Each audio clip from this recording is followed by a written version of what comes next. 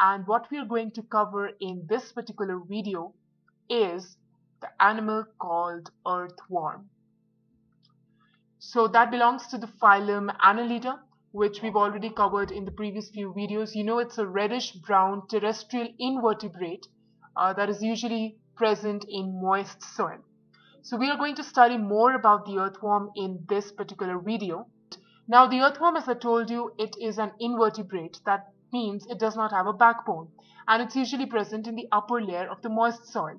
Now during the daytime it lives in burrows, and it has an action known as burrowing action. That means it digs holes into the soil and it swallows the soil, it ingests the soil. Now in the gardens, it's very easy to trace the presence of an earthworm because they leave their fecal deposits known as worm castings everywhere. So it's quite easy to mention when an earthworm is present. The common Indian earthworms, I'll just give you a hint of their name. It's called Pheretima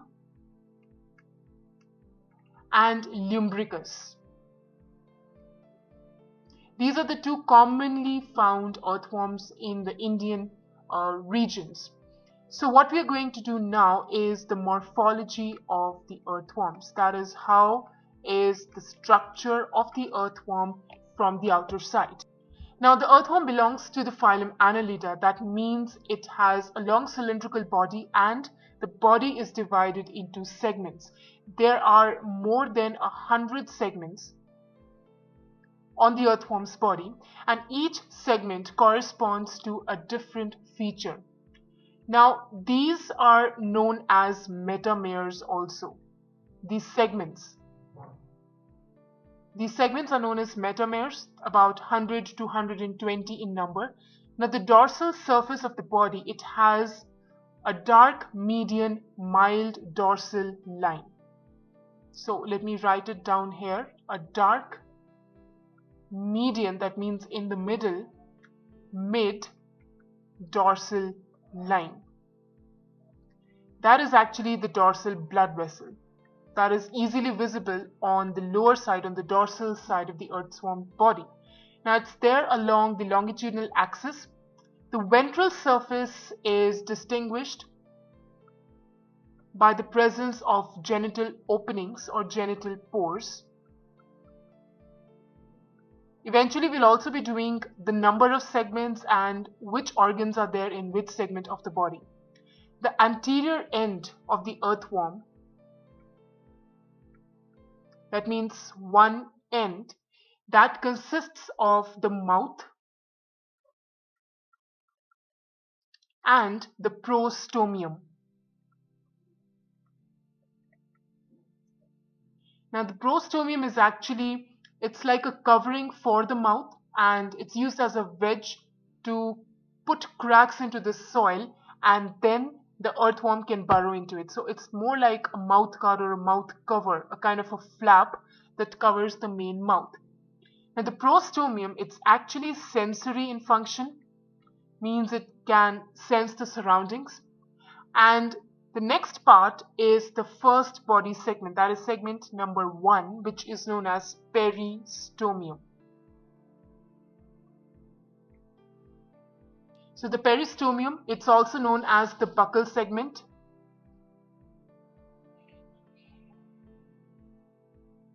So that is segment number 1 in the earthworm. Now one more thing you might have noticed as kids is that in earthworm, in especially mature, the bigger ones, the segments from 14 to 16, they look kind of united. That is actually a dark band of glandular tissue. So let me put it here, band of glandular tissue. And you know what is this called? It's actually called the clitellum, a very important part of the earthworm's body. So that is the clitellum, and thus you can easily divide the body into 3 regions. That is pre-clitellar, that is the region that lies above the clitellum, that is till segment number 13. Then the clitellar and the post-clitellar. So I'll just give you an idea of how the structure is. So I'll give you an idea of how the structure is using a diagram. So that is what the anterior end looks like. This covering over here, this is the prostomium. And the covering is actually covering this part, which is the mouth. And the first segment is peristomium, that is this one. So that is segment 1, 2, 3, 4, and so on. So this is the peristomium. And over here you find a little marking kind of a structure, which we'll just do. So right now you can just note that this is known as the ring of Setae.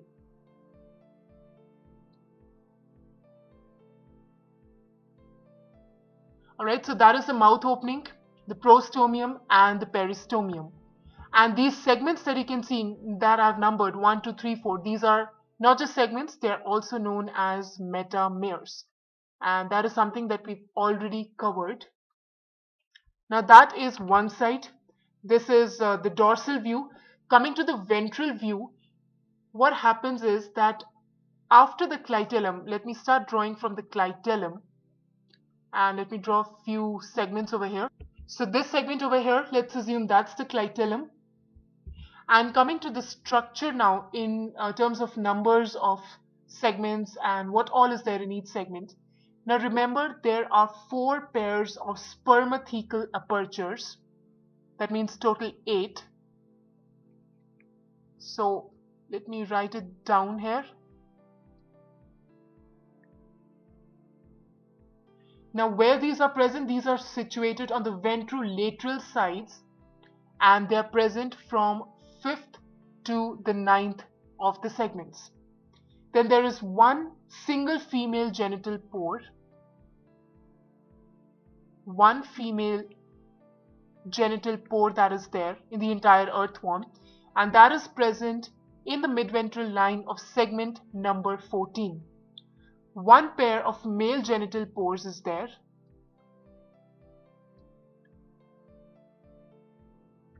One pair, not just one pair of male genital pores that is present on the ventrolateral sides of segment number 18. And there are lots of other minute pores called nephridiopores that are also present. Now these nephridiopores, they open out on the surface of the body, and in each body segment except the first, last, and the clitellum. Now barring these, in each segment of the earthworm, there are rows of S-shaped setae. What I mentioned over here, the ring of setae. They are embedded in the epidermal pits in the middle of each segment. So if this is a segment, they will be embedded like this.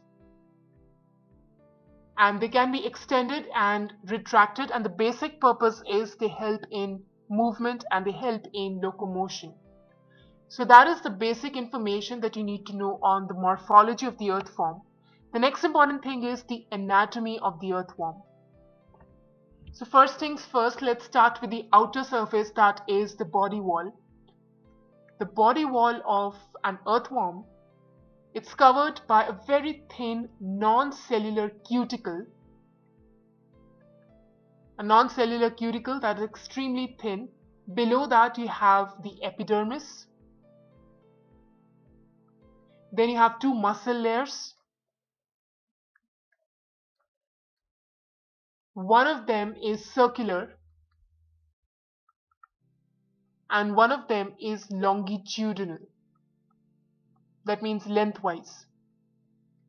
And an innermost coelomic epithelium.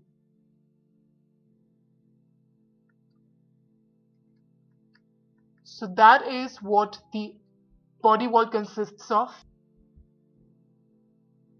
And coming to this epidermis, the epidermis is actually made up of a single layer of columnar epithelial cells, the ones that we discussed when we were doing the video on the tissues in animals. And those also contain gland cells. Now coming to the next part, which is the alimentary canal.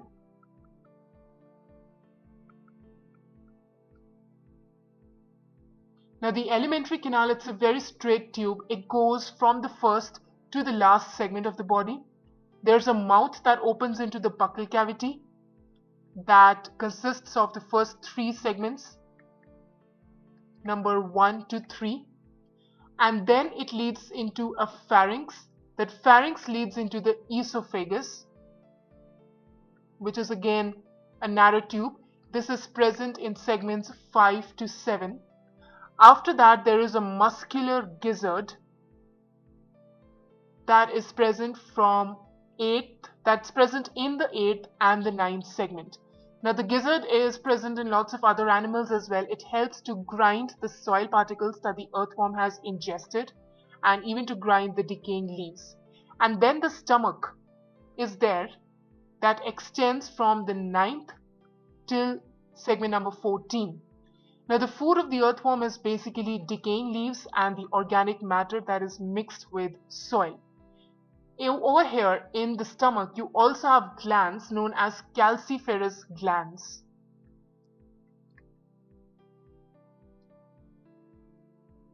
So these glands are present. They help to neutralize the humic acid that is present in the humus of the soil.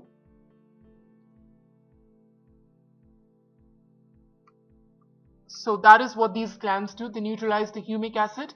Then from the 15th segment, the intestine starts and it goes on till the last segment. From the 15th till the last segment. And then there's a pair of short and conical intestinal cecae that project from the intestine on the 26th segment. That is known as intestinal cecae. These are conical in shape and they are there, and the characteristic feature of the intestine after the cecae, after the 26th segment, is that there is presence of an internal median fold of dorsal wall called typhlosole. This is there, a fold of the dorsal wall after the 26th segment.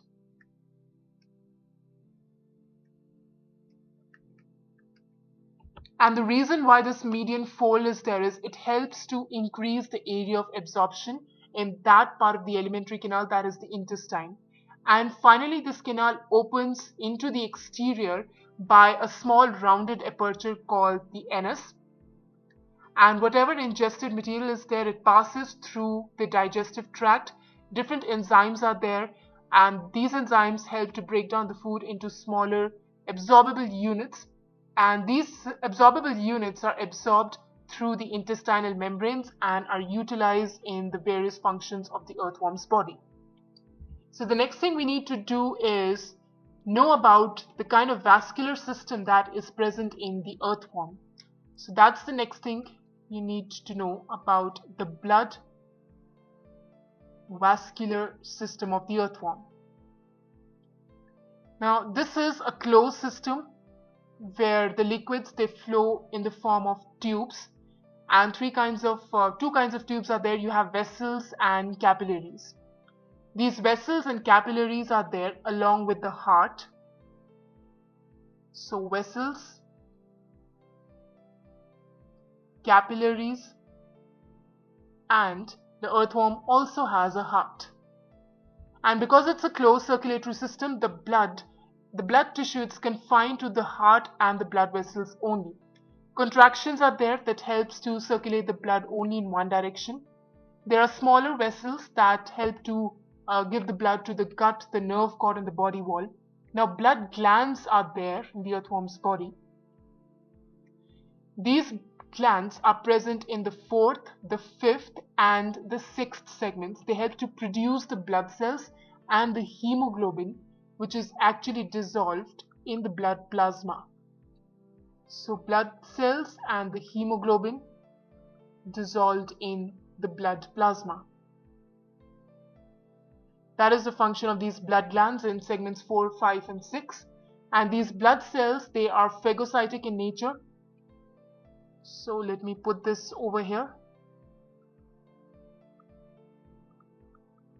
Additionally, the earthworms, they do not have special breathing devices like human beings have lungs. The respiratory exchange is through their moist skin or body surface directly through the bloodstream. So I'll draw a diagram and give you an idea of how the circulatory system actually looks like. So let's suppose this is the outer body. So this is let's say one side of the circulatory system. So this at number 7 and 9, this extension that you can see, this is actually known as a lateral heart. So that is, both of them are lateral hearts. And this entire structure is the dorsal vessel. Coming to this one, near segment 12 and 13, these extensions, they are again swollen. These are hearts, but they're not lateral. These are actually lateral esophageal hearts.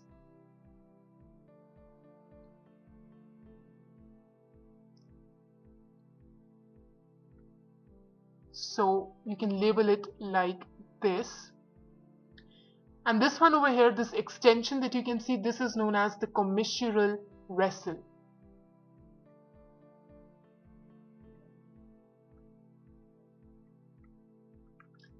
So this, what you can see, is known as the submural vessel.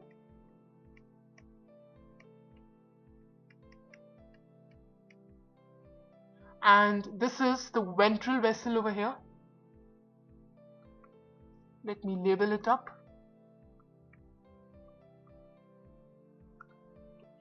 And then there's a third vessel over here that you can see, the yellowish color. That is another one. That is known as lateral esophageal vessel.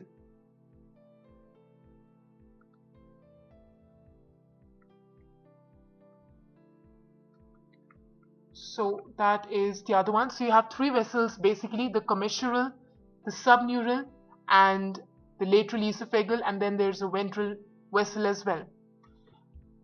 Now between the 10th and the 11th segment, I haven't drawn it yet in the diagram, but there are extensions that kind of loop around the alimentary canal like this.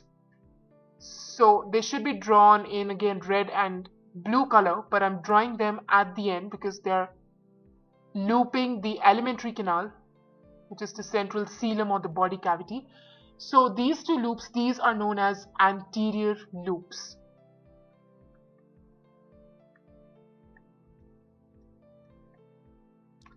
So that is the entire structure that you need to know about the vascular system of the earthworm. So I'll quickly revise. There are blood glands between 4th, 5th and 6th.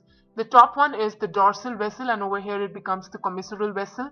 The lower one is the ventral vessel, that over here comes to be known as the submural vessel. And then the third one is there, which is the lateral esophageal vessel. Now there are two lateral hearts at number 7 and number 9. There are two lateral esophageal hearts at number 12 and 13. There is a loop kind of structure that is known as anterior loops present in segment number 10 and 11. And that is all that you need to know about the closed circulatory system in the earthworms. The next important information you need to know is the excretory system. So let's do that now.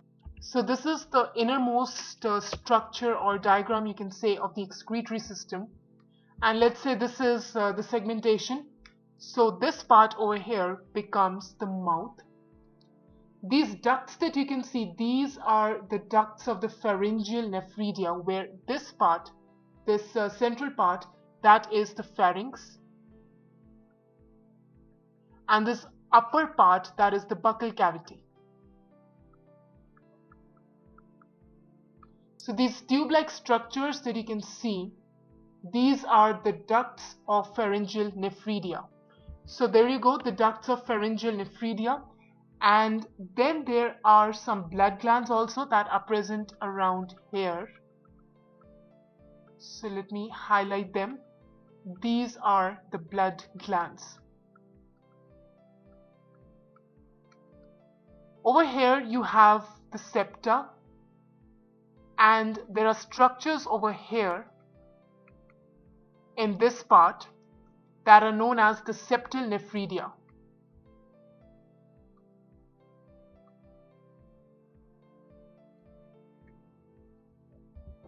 And then there are structures that are present on the skin that open outside in these segments, that is known as intergumentary nephridia.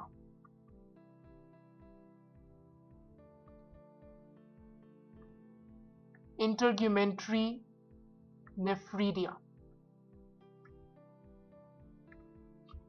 So basically we can say that the excretory organs in a particular earthworm, they are arranged in the form of coiled tubules called nephridia, and they're of three types. So let me put it over here.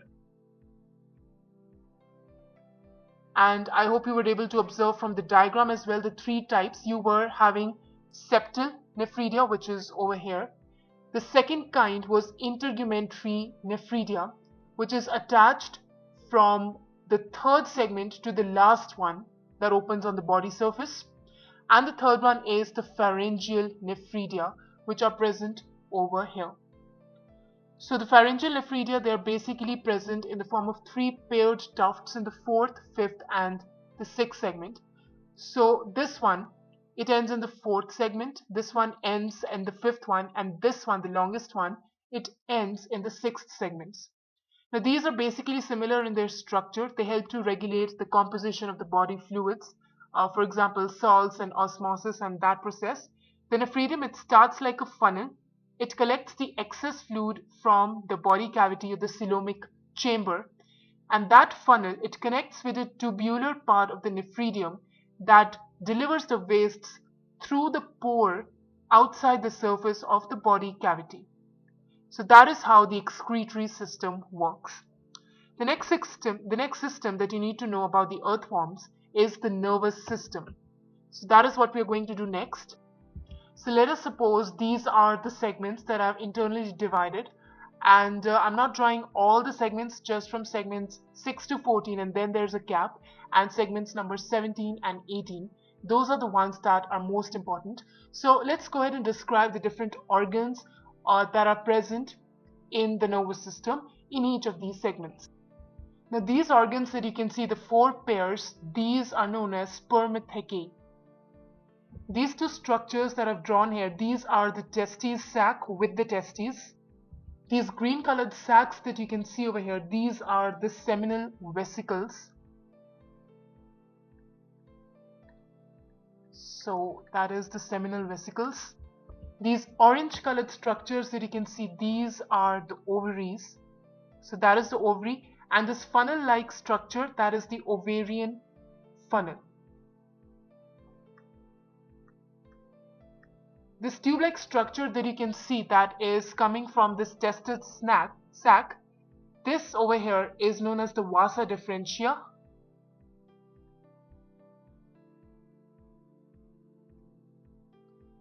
This blue-shaped structure that you can see, it's nothing but the prostate gland of the earthworm. And then there are ducts that come out of it that enter the 18th segment, like this. And these are actually known as the common prostatic and spermatic duct.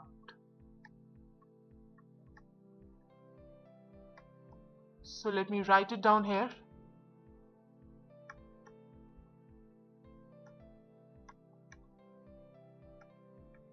And there are glands that are present over here, that is in segment 17 itself, over here and here. These are known as accessory glands. So let me label it over here in this side. Now since the earthworm has both the male and the female genitalia, that means it's a hermaphrodite, bisexual. The testes and the ovaries are present in the same individual. And there are two pairs of testes that you can see, that is in the 10th and in the 11th segments. The testes sacs are there. Their vasa differentia, they run up to the 18th segment, and that is where they join the prostatic duct. Now, there are two pairs of accessory glands. One is in the 17th segment.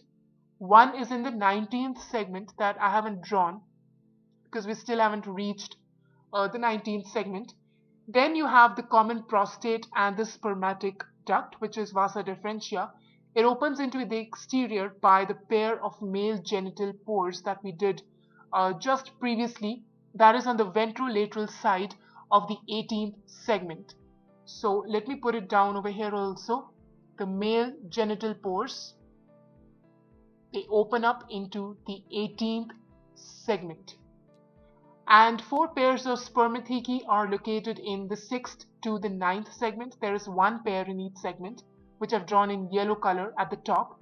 They receive and store the spermatozoa during the copulation. And one pair of ovaries is there in the intersegmental septum of the 12th and the 13th segments. Now, the ovarian funnels are present just below the ovaries, and they continue into the oviduct. They join together and they open as a single female genital pore. So single female genital pore, and that is on segment number 14. That is through this ovarian funnel. And there is a mutual exchange of sperm that occurs between two worms during the mating process. One worm has to find another worm and they mate in a juxtaposition. And the mature sperm and the egg cells and the nutritive fluid, they are deposited in cocoons that are produced by the glands of the clitellum. So let me put that information on the next slide.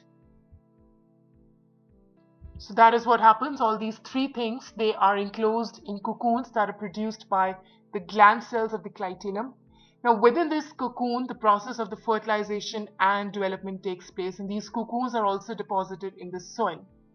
Now, the egg cells, also known as ova, they are fertilized by the sperm cells within the cocoon, and then the cocoon slips off.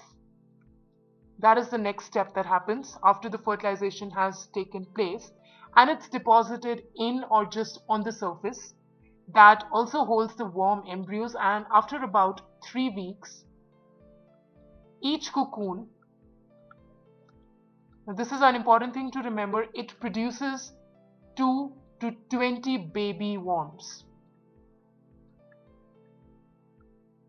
And the average is usually 4.